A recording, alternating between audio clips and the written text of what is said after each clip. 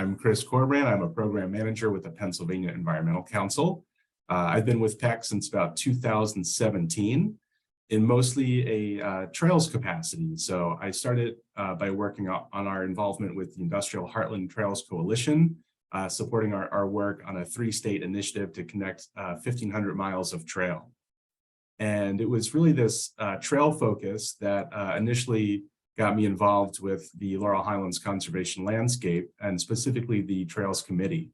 I spent a good few years assisting the Trail Committee and working with Marla Papernick, who has since retired, to organize and advance some of the priorities in the landscape. So I am now the external lead from PEC, working with Adam Mattis from DCNR in the Laurel Highlands Conservation Landscape, and I'm super excited to have this opportunity to meet some new folks and work on some of the projects that are so dear to folks in the landscape. We have a few other folks who are helping out behind the scenes today. We have Janet Sweeney, who is our vice president, and Angie Vitoski, who is out of our NEPA office. Janet, you can unmute yourself, and if you want to say hi, say hi. Sure, I'll say hi. Hello, everyone. Janet Sweeney, like Chris said, I'm a vice president out of the Northeast office. I have been with PEC since 2005. Boy, it's a long time. And I serve as the external lead to the Pocono Forest and Waters Conservation Landscape. So prior to Marla's departure, we coordinated on a lot of things. And I do see in Chris's future, unfortunately for him, we'll be coordinating on a lot of things as well that have to do all things conservation landscape. So I'm happy to be here. Thanks, Janet.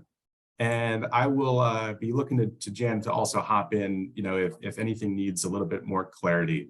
Since this is my first go around, being this directly involved in the mini-grant program, I'm always happy to get steered back in the right direction.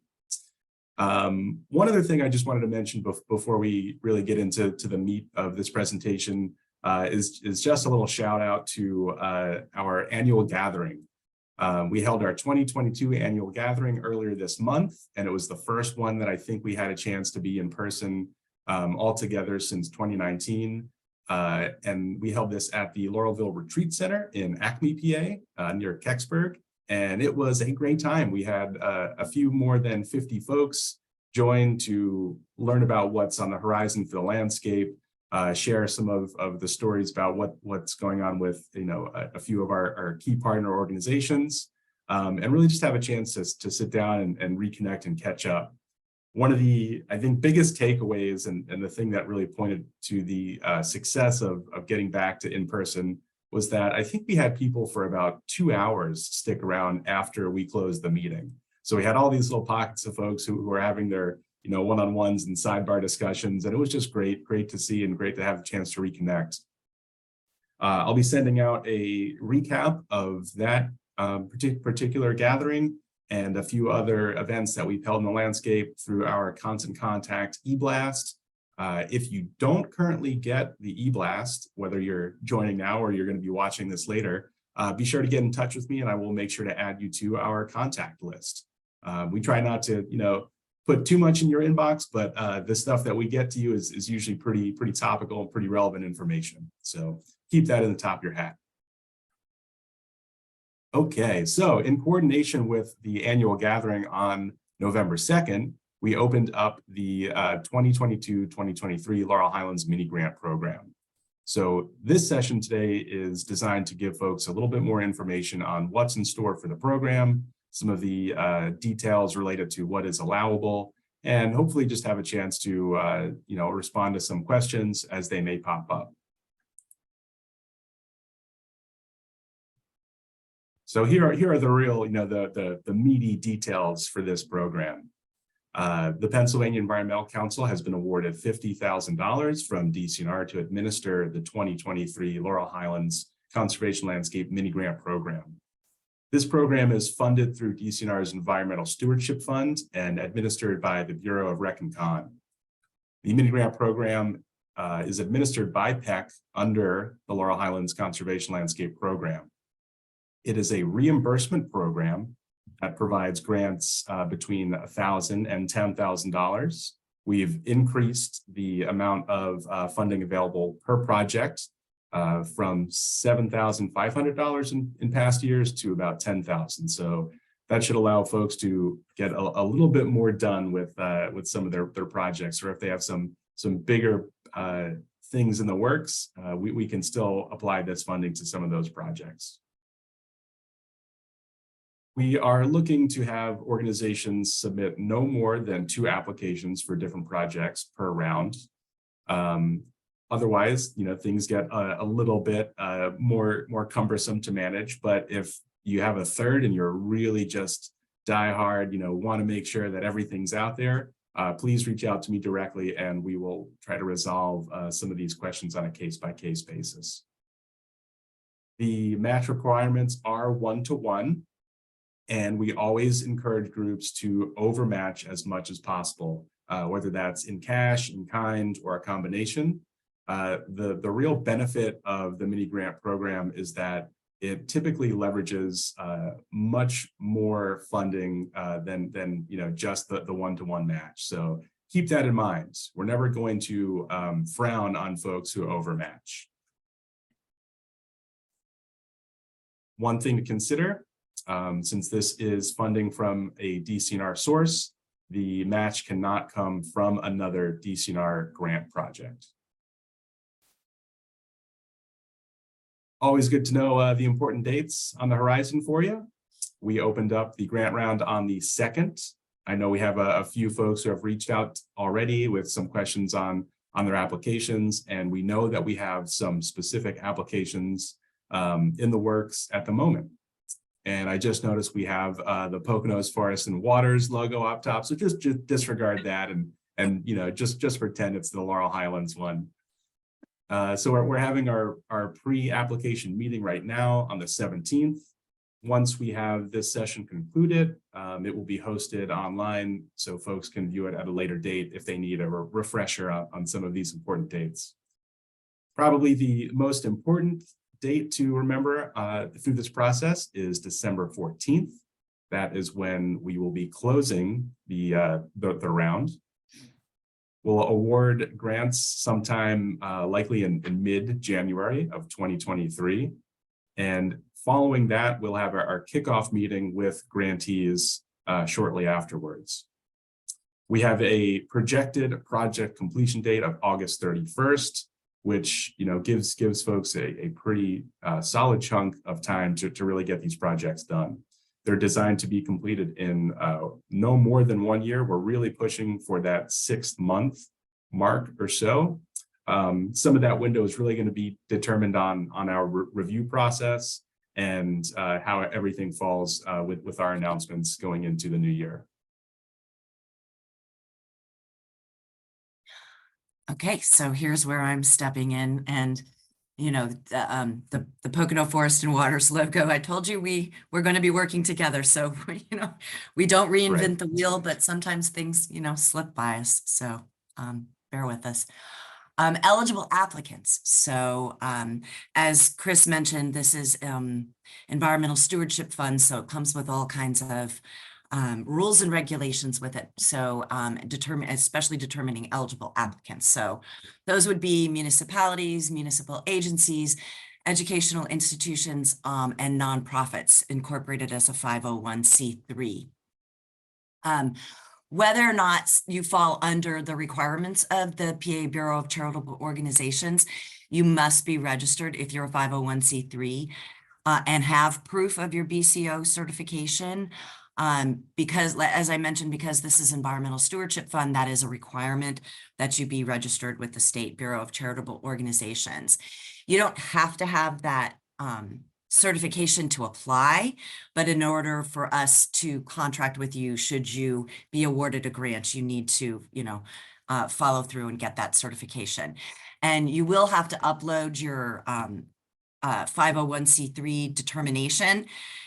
If you do not have your BCO, then you can just upload a letter that says, we're working on it, and that would be fine. But if you do have it, please upload your certification. Let's see. And I guess we've decided that if you have an open grant, but you're making some progress and you're doing well, that does not dismiss you from applying for another grant for the Laurel Highlands Conservation Landscape. So go ahead, Chris. Obviously, this is the Laurel Highlands Conservation Landscape, so your projects need to be located within their region, which includes Cambria, Fayette, Somerset, and Westmoreland counties. We are looking for projects that support and advance the conservation landscape's priorities. So eligible projects would be under our goals and priorities of land conservation, water conservation, trails, tourism, outdoor recreation, infrastructure development, climate resilience, and communications. So what does that mean? Well, trails support planning and development of trails and trail networks to enhance recreation and economic growth and promote livability and healthy lifestyles. Land conservation would be projects that support planning and protection of additional land in the landscape through strategic assessment of ecological location and viewshed priorities. Water conservation would be projects that advance protection and conservation of water resources for potable water, recreation, and ecosystem sustainability. The tourism goal is that they connect outdoor recreation to tourism amenities and local communities to improve the visitor experience and foster cross-promotion. Infrastructure priority is infrastructure projects that enhance the visitor experience and the economic viability of the landscape. And finally, climate resilience would be projects that elevate the understanding of climate change, its impact on the landscape, supports efforts to respond to the changing environment. Okay, Chris. So here's the fun part. Eligible reimbursement costs. So as you're completing your grant application and you're, thinking about your expenses and your costs, it's important to know what is allowable under the grant funding. And we will be providing in the application, there's a link to the DCNR guidance on this. Hopefully the link works. There's been some issues with the DCNR website, Adam, just letting you know that. But that guidance should be in there, and you should be able to if we're not going to cover everything here, and certainly things will pop up that, maybe aren't covered on this. So if you have questions, reach out to Chris or Angela, or, go and look at that guidance and see if you can find your specific situation in there. But in general, eligible reimbursement costs include contracted or professional services. So those include costs provided under a professional service agreement with the grantee to perform all or part of the official scope of work. So if you're hiring a consultant to do, a feasibility plan or something like that, then obviously those costs are acceptable. In-house professional services. So this includes the grantee's paid staff for service and labor to perform all or part of the official scope of work. So in-house professional services are tabulated using the established billable rate, which the employee can include your hourly rate, wage, your fringe benefits, and your overhead costs. The billable rate should be officially established by the governing body. So if you're obviously you can't, you have to use your time to implement parts of your grant project. So, look at your billable rate, and that is an allowable expense. So other project cash costs and donations, these include miscellaneous costs associated with performing all or part of the official scope of work. And examples include, room rentals. Say you're having a conference or a meeting and you're convening folks, you need to pay a room rental fee, printing for agendas or brochures or maps, postage, and travel expenses. But please be aware that any of these eligible expenses have to occur during the grant agreement time. So you can't use anything that starts that you've expended before you have a contract signed and nothing afterwards. So all of those need to be within the grant time. And like I said, they all have to be in performance of your official scope of work. And if you have any questions, Chris dropped the link into the chat. check out the DCNR guidance on eligible expenses or give us a call. Okay, Chris. So more importantly, while we won't fund anything, like I just mentioned, that takes place before the start of your official grant agreement, we will not fund those. We will not reimburse any expenses before the start date. Any projects located outside of the conservation landscape. This is the Laurel Highlands Conservation Landscape Mini-Grant Program, so they have to be within those 4 counties that I mentioned earlier. They have to be projects that are supporting the goals. So if your project doesn't support those priorities that I listed on the prior slide, give us a call. But that's what we're trying to do is we have, as a conservation landscape, priorities and goals, and we can't do them all ourselves. So that's what this mini grant program is for. It's for our partners to be able to implement projects that also support the greater goals of the conservation landscape. So, review those. They are in the application. And, do have a project that supports those. If it doesn't, then we likely will not look on that project very favorably. We don't fund fundraising or lobbying activities. And we will not fund projects where you're giving grants or scholarships or fellowships given by the grantee to a third party. And like I mentioned, if you have any specific questions, then just reach out to Chris or Angela, and we'll provide their contact information. And it will be, it's provided in the application itself, so you can reach out to them. Okay, Chris. Match, another important component of it. So what constitutes match? Match is similar sometimes to the eligible costs. So contract or professional services, as I mentioned before, those include the costs provided under a professional service agreement with a contractor to perform all or part of the official scope of work. But if they're not charging you for that, and they're doing that as a donated professional service, then you can use their costs for that as match. Same with the in-house professional services. If your work, as an employee of the organization who received the grant, and you're doing the work to, forward the scope of work, but you're not charging us for that work, you can use that as match. Volunteer services. So I always like to give the example, if you're putting up signage along a trail and you've got volunteers who are, digging the holes for the post, you can use the time that they committed to the project and worked on the project as match. Now, if they're 18 and over, you can use the independent sector value of volunteer time. And unfortunately, I neglected to look that up for this year, but maybe Angie knows it. It's around $27, $28. I do believe that amount is also indicated in the application. But if it's not, I'm sure Chris can send it out to everyone so that you know what that value is. But that's 18 and over, you can use that value. Now, if they're under 18, you have to use the PA allowable minimum wage, which is $7.25. Now, here's the rub. If you have, on your volunteer crew, you have a lawyer or a doctor, and they're there and they're digging holes to put posts in for signage, you can't use their billable rate. As a doctor or a lawyer, you can use their you can use their value as a volunteer, which is that volunteer time. So no sneaking in the doctor billable rates for that. But do keep track of that when you're doing your projects.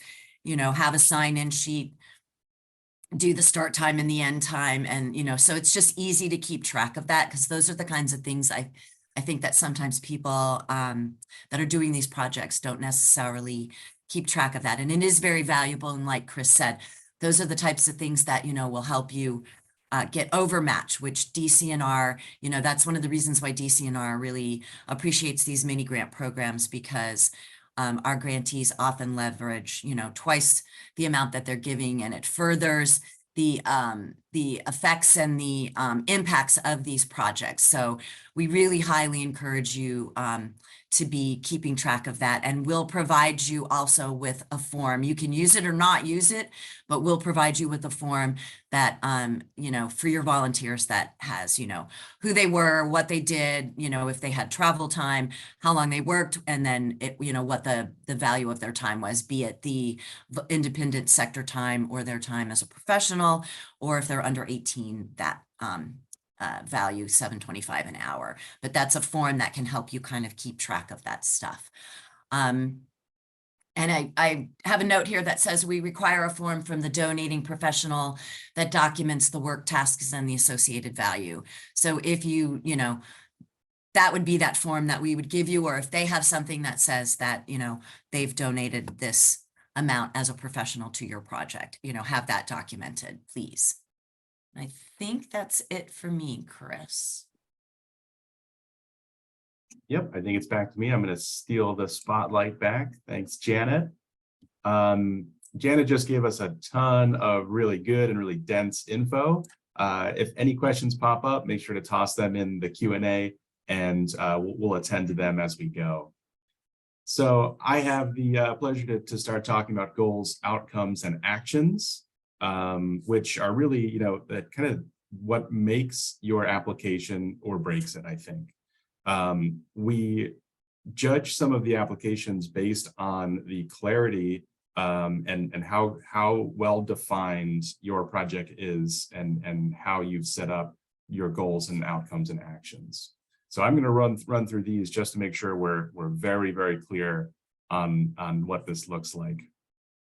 So a goal, this is an action to educate the community about an important resource: water conservation, natural resources, stormwater management, native flora or fauna. So that's kind of that broad, that's an example of a broad statement of what the project that you're working on really hopes to accomplish and what that impact looks like.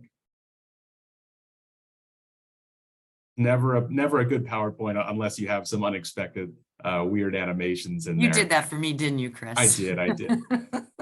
Outcomes. When we're talking about outcomes, we want something that is specific and deliverable and measurable. So an outcome, and a good example is, you know, 5 signs that are maybe produced and installed at the project location. Actions. Actions really are, you know, the tasks and the work that you will actually be undertaking to make sure that you achieve your outcome and your goal. So a good example of this is, you know, if you are collaborating with the community partners and some subject matter experts to offer educational programs and provide input into interpretive signage language. So I think that's kind of a quick rundown of what this looks like. We'll click through the rest just to give folks a better idea of what's out there.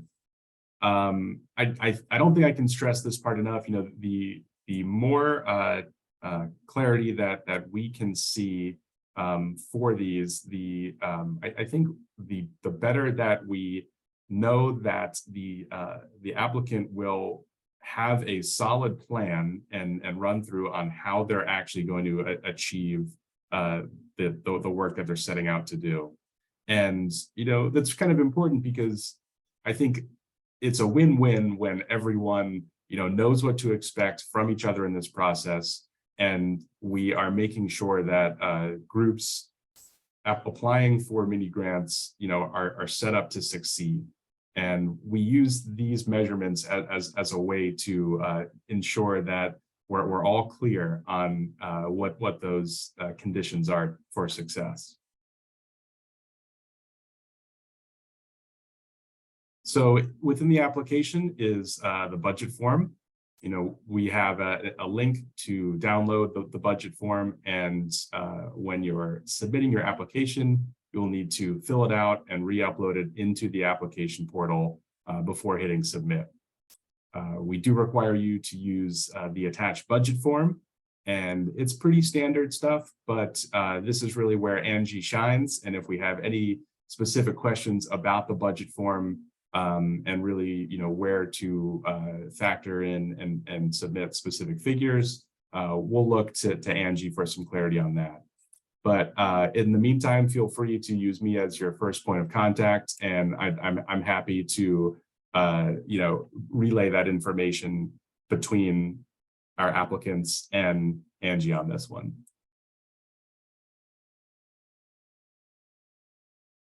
A couple things, a couple don't forgets. Make sure to include all required supported documentation before clicking submit. That's your nonprofit documentation, the budget, letters of support, and letters of commitment.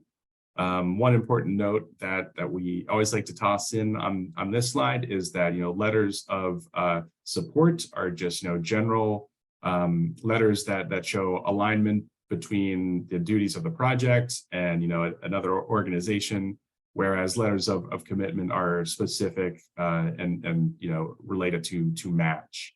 If you have somebody who is going to offer some professional service as in kind, that comes through the letter of commitment rather than just the general letter of support.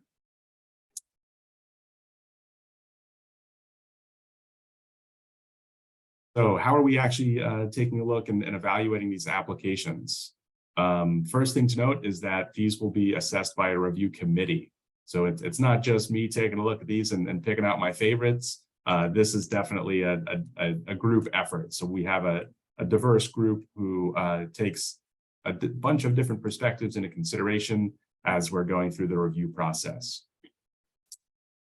Project is clearly described, complete, and concise. That's a 10-pointer. So we pay a lot of attention to these first few.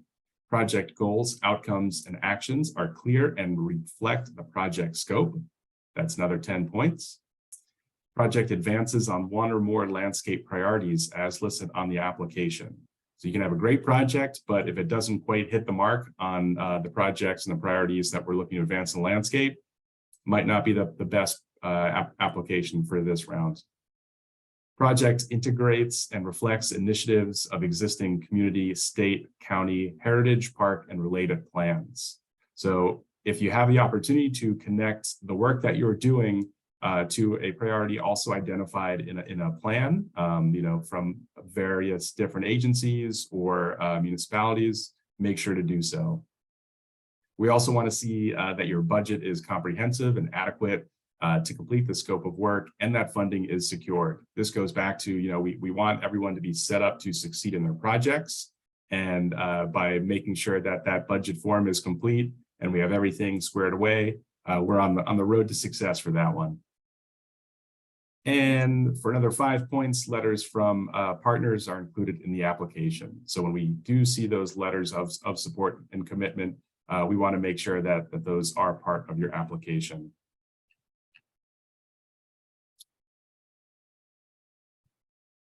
Yeah. One thing I want to note, maybe got the previous slide, is that as you're filling out your application, if you neglect to include a required component, you will not be able to actually submit the application. So keep that in mind, along with the fact that once you submit the application, it's in. There's no pulling it back from the depths of the submittal portal to make any changes. So keep that in mind as well. Brought up this slide just to really hammer home some of these important dates and times. This round closes and we need all applications by 5 p.m. on Wednesday, December 14th. We'll be announcing the grants after our review period in mid-January. We'll also have a grantee kickoff meeting. So that is going to be likely a virtual batch meeting where all of the grantees get together and we'll hammer through some of the finer details related to reporting and the other requirements of actually receiving an approved contract for your mini grant. We have this projected completion date of August 31st. So if we get everything done right, we're going to give folks more than a 6-month window, but we are going to stick with the end of August as our completion date.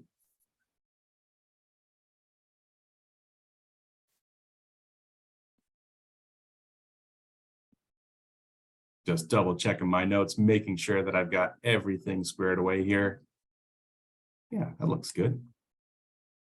Okay, so how to actually access your application. You can work on the application in multiple sections or multiple times or sessions, however you want to think about it, and save as you go before you actually close or submit the application.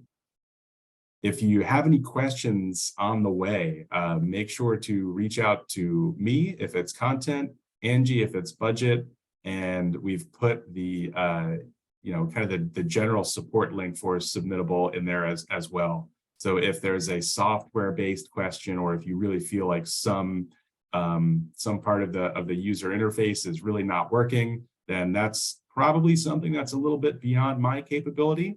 And goes right to the folks at Submittable. Did I say submittal? Submittable. There's an extra little part in there. Okay. Once you submit your actual application, you should receive an email confirmation. If you do not receive that email confirmation, please get in touch and we will have to double check that we've accepted and received the application. And before we go any further, I'm going to pause just for a second and make sure that I get the link for the application into the chat. Make sure we've got this all clear. Chris, if you don't mind, I'd like to add a couple things that as a submitter, you're going to have to create an account, which is very easy, but you'll see that when you go to the PEC website to apply.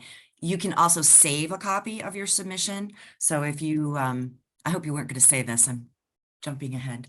Okay, so you can, you'll go to submissions on the top of the page and then personal submissions list, and then you can click on yours and download it. So that way you have a full copy of your submission. And one more thing I just wanted to mention was we as PEC and Laurel Highlands and Pocono Forest and Waters, when it's my turn to do this, we cannot see who the draft applicants are. We know that there are draft applications in the works, but we cannot see who they are. And if you do not submit by that 5 p.m., it will go away and we will not know that you were working on it. So, please be very, very cognizant of that 5 p.m. deadline. So that was it. I just wanted to add that in there, Chris. Sorry. That's perfect. Thanks, Janet. Yep. Okay, so one thing that I have been including in most of our e-blasts and things is the Laurel Highlands Conservation Landscape Mini-Grant Story Map. If you're looking for inspiration, it's a great place to check out. You'll also see some projects that have been completed overall. So if you're curious on how a specific project has been approached by another group, feel free to reach out to them or let me know, and we'll help connect some of the dots. I think really the power and the potential of the landscape program really, revolves around like this connecting of people and projects, and the ability to share some experiences and challenges too among the different partners of the landscape. So feel free to check that out. It should be up. I don't know if I put the link in the chat yet. I think I will. No, that's not the right one. Just had it. Excuse me, just a minute. Here we go. Okay.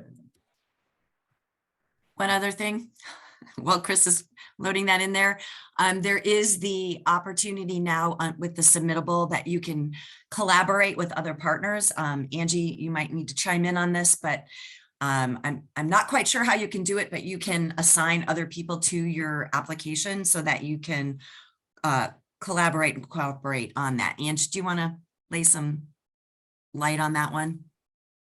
Within your application, once you start it in Submittable directly under the Laurel Highlands grant application, there'll be a check. You can click off the ability to collaborate with someone, and then they can review the application through your platform of Submittable, make comments on it or make changes on it before you hit submit. So again, we won't know who this is or who's has an application while it's in draft and they're working on it, but you can collaborate with your coworkers or anyone else you want to review it before you hit the submit button. Thanks, Ange. So I'm pretty sure I got the right link for the story map in the chat. Feel free to check that out.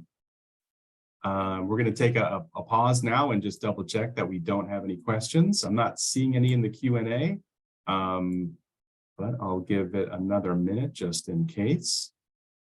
My contact info is also right here on this slide. Feel free to reach out to me directly. I would say email is the best bet, followed by sending me a text or calling my cell directly. And if you're really desperate, go through the office phones. One other thing I wanted to mention as we're waiting for any questions is just a quick plug to another program that we have open, and this is our OBAC program. Janet, do you want to touch on this one? Sure. So currently, well, let me just back up a little bit. Pennsylvania Environmental Council, as we mentioned, administers the Pocono Forest and Waters and the Laurel Highlands Conservation Landscape, but we also have a number of other mini grant programs that may be of interest to some of you. And one of them in particular for the western part of the state right now is a program we're calling the Ohio River Basin Access for Canoes and Kayaks. You can thank our president for that title, OBAC. This is a program that is funded currently through Richard King Mellon, PA Fish and Boat Commission, and Pennsylvania DCNR. And what it is it's a mini grant program that provides mini grants up to $30,000 for non-motorized access to Pennsylvania waterways in the Ohio Basin. So that application is open on a rolling basis. You can find it at the same link that the Laurel Highlands is, the pecpa.org /apply. Just look for OBAC, and you can apply for that program. That is a lot of the similar requirements for that, because there is DCNR funding that are applied to the Laurel Highlands Mini-Grant Program, apply to this OBAC program. But in the OBAC case, it would be me as the primary contact. So Chris, if you want to throw my email in the link, but it's also on the application. So that's another one that's very interesting and could be appealing to some of you folks or some of your colleagues. Please be sure to share that with anyone that you know that is working on providing access to Pennsylvania waterways. Okay. So I think that really wraps up our slides for today. I hope this was a good chance for folks to get some basic knowledge and information related to the mini grant and the OBAC program. Like we said, feel free to dive right into the application and get rolling. But also don't hesitate to reach out if you have any questions about any component of this process. I might not have the answer for you directly, but I'm happy to do some digging and some twisting of arms until we get some answers and some clarity going forward.